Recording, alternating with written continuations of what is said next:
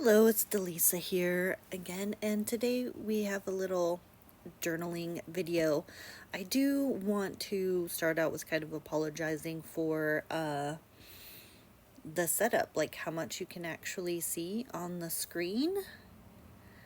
Um, yeah, I don't know why it looks like this in iMovie, and I don't know what to do about it. I'm still learning how to do these videos and edit things. Um, but I am working in my Mellow Days journal. It has watercolor paper in it. I've only used a few pages in this journal, but so far I am really enjoying it since I like watercoloring. And see, I don't know if it's just my screen at the way I'm viewing this right now as I'm recording the voice part, and I'm hoping it will look different later when I post it or something. I don't know why it's cut off like that. um Maybe I just didn't have things positioned as well as I thought. I don't know. Like I said, I'm still figuring this out. um but I have soaked my watercolors that are in my palette there, um so they're just sopping wet.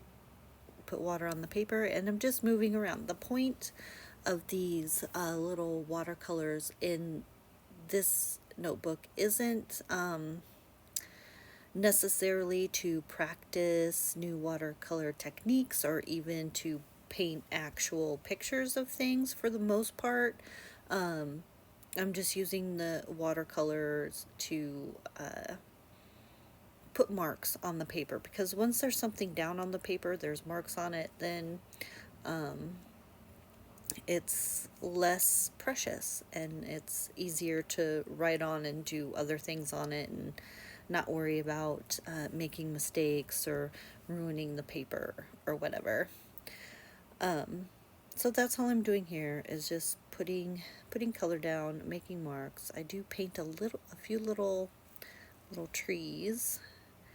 Um, but in this journal spread, I am using some photos of some flowers that I took the other day while I was walking around town while my Jeep got its oil change done.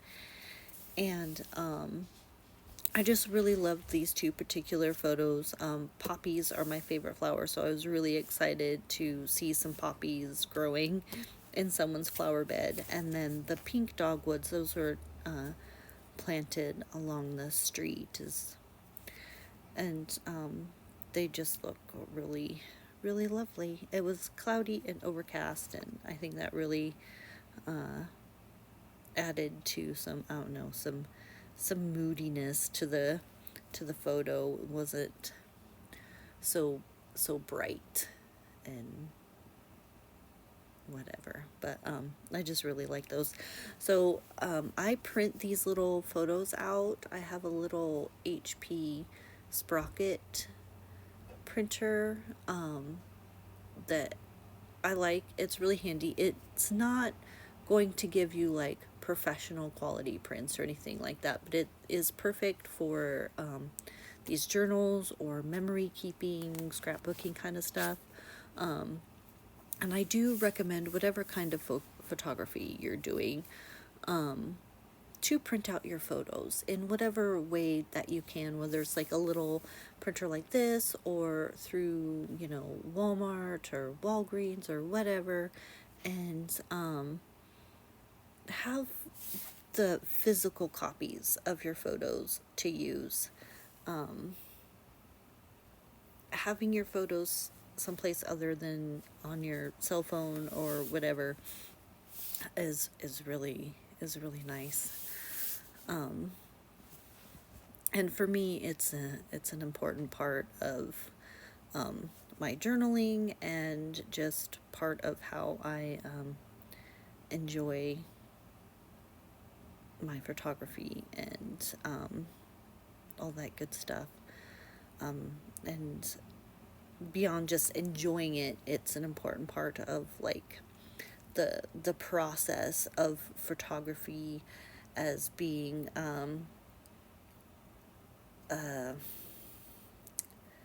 oh, what is the word I want to use? Shadow work, meditative healing, whatever, energy work processes, self work, whatever kind of words you want to use to describe that. And so here, I take a long time trying to decide what I'm going to write on these pages, because I really didn't want to write, took Jeep for oil change, walked around the block, saw flowers. Like, that's not what I wanted to write. So I was like, do I want to put a quote in here? I don't know. But what I have decided, after I decided what I was going to write, that for you guys, because while this journal entry it is personal, it's not so personal that I can't share it with you guys. So I think what I will do for this video is just to read out to you what I was writing, just as an example of what you can do in your journal if you feel like it. It doesn't have to be just the facts. It could be thoughts, dreams, nonsense, whatever you want it to be in your art journals. I know a lot of times in these art journals we get so focused on making these pretty and aesthetic looking things, and